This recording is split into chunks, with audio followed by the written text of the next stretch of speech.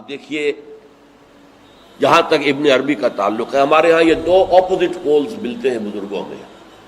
ایک انتہا پر ابن تیمیہ ہے رحمۃ اللہ علیہ، جن کے بارے میں نے آپ کو بتایا کہ انہوں نے اس طرح سمجھا ہے، اس طرح اترتا ہے اللہ جیسے میں یہ ممبر سے اتر رہا ہوں، یہ زیادتی ہے.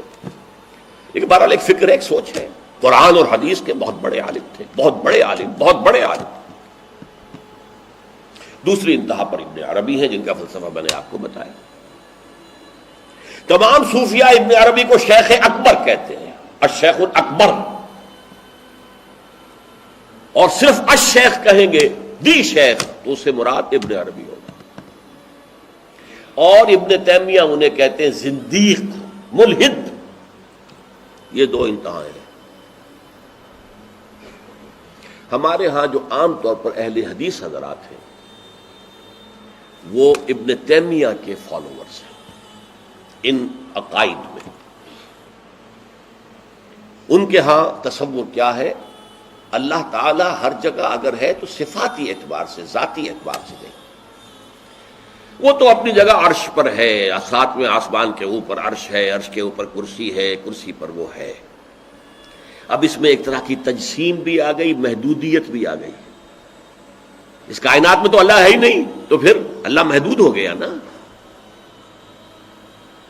وہ تو کسی خاص جگہ پر ہو گیا نا. ایک تصور یہ ہے. اور عام آدمی یہ بھی سمجھے تو ٹھیک ہے، اسے یہ معلوم رہے کہ اللہ ہی رازق ہے، اللہ ہی خالق ہے، اللہ ہی مصیبت سے نجات دلانے والا ہے، اللہ ہی مشکل کشا ہے، اللہ ہی حاجت روا ہے، اللہ ہی، یہ بس اسے معلوم ہو، توحید مکمل ہو گئی. لیکن فلسفہ کچھ اور شے ہے، فلسفہ کچھ اور سوالات پیدا کرتا ہے. جیسے میں نے کہا ہے صفات ذات حق حق سے جدا یا عین ذات. اب یہ فلسفہ ہے. صفات باری تعالی اگر قدیم ہے صفات تو یہ غصہ، یہ تو قدیم نہیں ہو سکتا. غصہ تو کسی کام پر آیا، خوشی تو کسی کام پر ہوئی، یہ قدیم کیسے ہوگا؟ تو عین یا غیر، لا عین ولا غیر.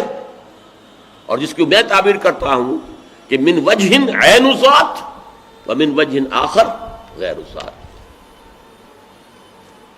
اب اس سلسلے میں علامہ اقبال نے جو بات کہی ہے، جو پروفیسر یوسف سلیم چشتی مرحوم نے مجھے بتایا تھا کہ انتقال سے صرف 3 ماہ قبل یہ اشعار کہے. وحدت الوجود کے، پینتھیزم کے، دونوں کے شدید مخالف تھے علامہ اقبال شروع میں. اسی لیے وہ حافظ کو بھی بہت بڑا گمراہ کن شاعر سمجھتے تھے، اس لیے کہ وحدت الوجود کے عامیانہ انداز میں جو ہے وہ شاعری میں جب اس کو آ گیا ہے تو عوام کے زبان پر جب چڑھا ہے تو وہ اس کے ڈانڈے پینتھیزم سے مل گئے، عوام کے اندر اس کا تصور یہ ہو گیا.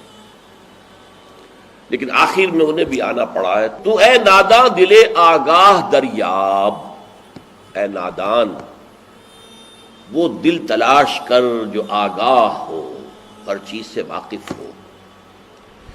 لا موجود الا اللہ دریاب، لا موجود الا اللہ. وہ جو میں نے آپ سے عرض کیا تھا نا کہ لا الہ الا اللہ کے 3 لیولز ہیں.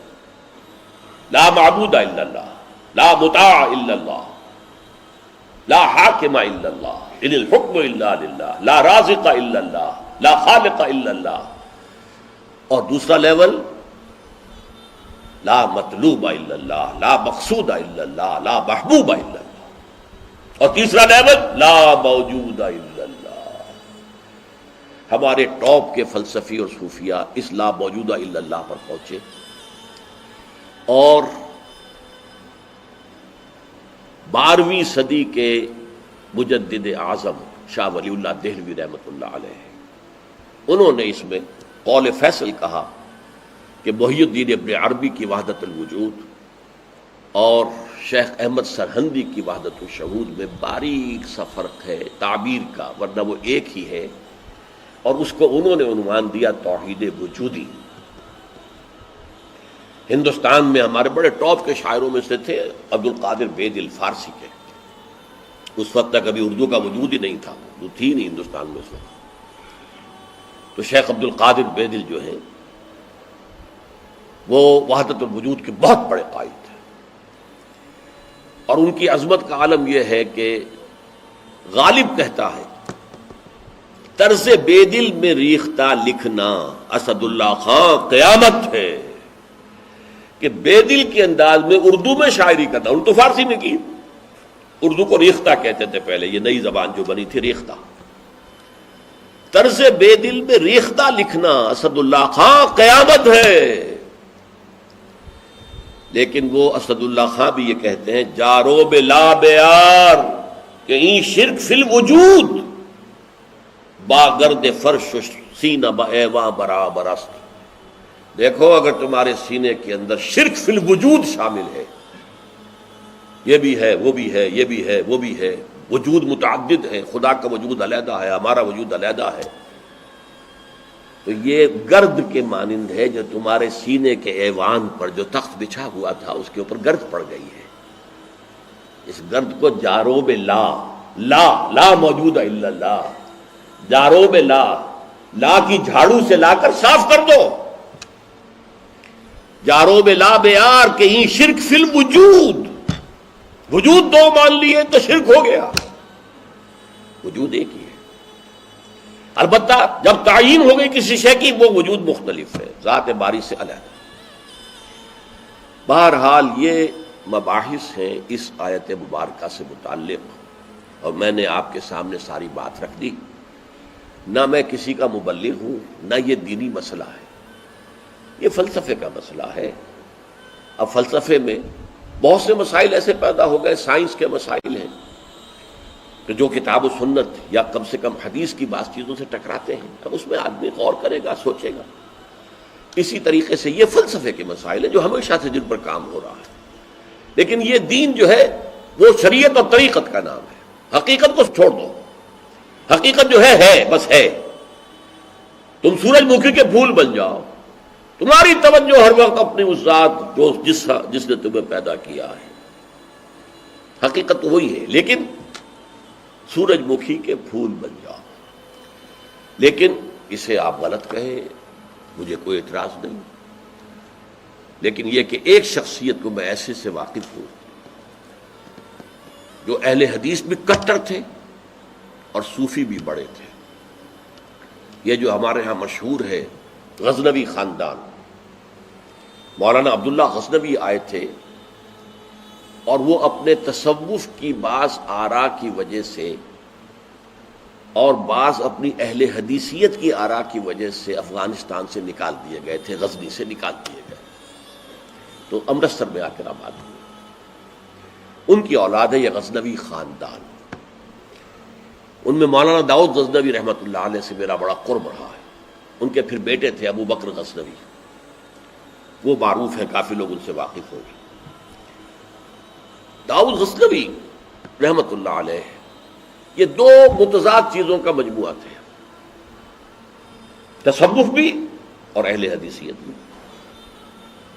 عام طور پر اہل حدیث کی ساری توجہ ظاہر پر رہتی ہے، وہ باطن میں جھانکتے ہی نہیں، اندر نہیں جاتے، فلسفے سے کوئی تعلق نہیں، لیکن فلسفہ اور تصوف یہ جڑے ہوئے آپس میں چولی دامن کے ساتھ۔ انہوں نے ایک دفعہ منٹگمری میں جو اب سائیوال کہلاتا ہے آ کر تقریر کی، اہل حدیث مسجد تھی، میں بھی گیا ہوا تھا سننے کے لیے۔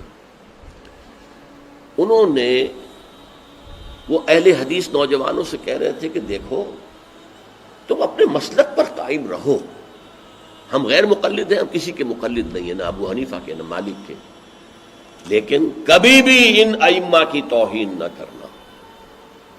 یہ ہمارے عام نوجوان جو کہتے ہیں ابو حنیفہ کو کیا پتا تھا، ابو حنیفہ کے پاس تو علم ہی نہیں تھا، ابو حنیفہ تو جو ہے علم حدیث میں کورے، یہ توہین کے الفاظ کبھی استعمال نہ کریں۔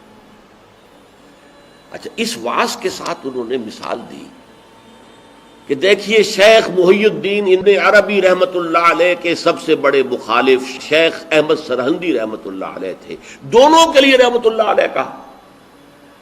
میں حیران ہو گیا، یہ وہابی آدمی، کٹر وہابی اہل حدیث، اور یہ شیخ ابن عربی رحمۃ اللہ علیہ کہہ رہا۔ خیر میرے دل پر بھی اثر ہوا کہ بڑی وسعت ہے ان کے فکر و نظر میں۔ میری اہلیہ کے چچا تھے، ان کے ایک بیٹے، سب سے چھوٹے بیٹے یہاں مجمع میں موجود بھی ہیں، شیخ فضل الرحمان مرحوم۔ ان کے بہت گہرے تعلقات تھے یہ جو خاندان غزنوی خاندان سے. انہوں نے شام کو کھانے پر بلایا، مجھے بھی بلا لیا، میں ان کا داماد ہی تھا نا. تو وہاں میں نے کہا کہ حضرت آپ نے شیخ ابن عربی کے ساتھ رحمت اللہ علیہ کے الفاظ استعمال کیے، جبکہ ابن تیمیہ نے کوئی شرعی گالی چھوڑی نہیں ان کے لیے. زندیق، ملحد، اور آپ اہل حدیث ہیں، یہ کیسے ہوا؟ میں ان کی عظمت کا قائل ہو گیا، ان کی آنکھوں میں آنسو آ گیا.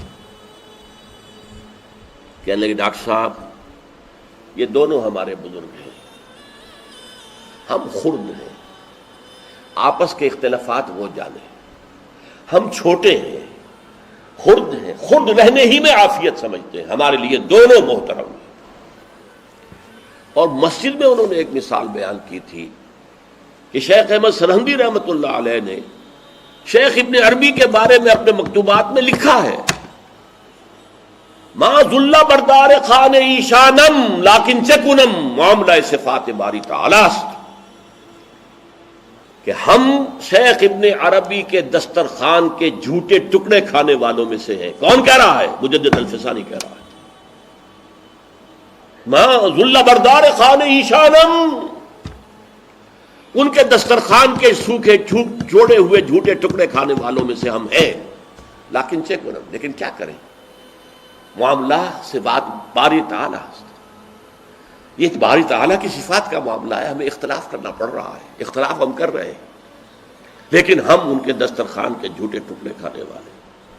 یہ کہہ رہے ہیں شیخ احمد سرہندی رحمۃ اللہ علیہ، جن کے بارے میں مشہور ہے کہ ابن عربی کا یا تو مخالف اول ابن تیمیہ رحمۃ اللہ علیہ، اور یا پھر مخالف دوم جس نے جوابی فلسفہ پیدا کیا وہ شیخ احمد سرہندی رحمۃ اللہ علیہ. تو یہ ہے کہ ان چیزوں کے بارے میں اپنے سینوں کو وسعت دیجیے. آپ ابن عربی کی بات کو چھوڑ دیجیے، پھینک دیجیے، لیکن توہین نہ کیجیے، اس کو خام خواہ کفر سے تعبیر نہ کیجیے. یہ چیزیں جو ہیں، اور پھر ہمارے سارے صوفیہ جو اس کے قائل ہیں، پھر ان سے بدزنی ہو گئی.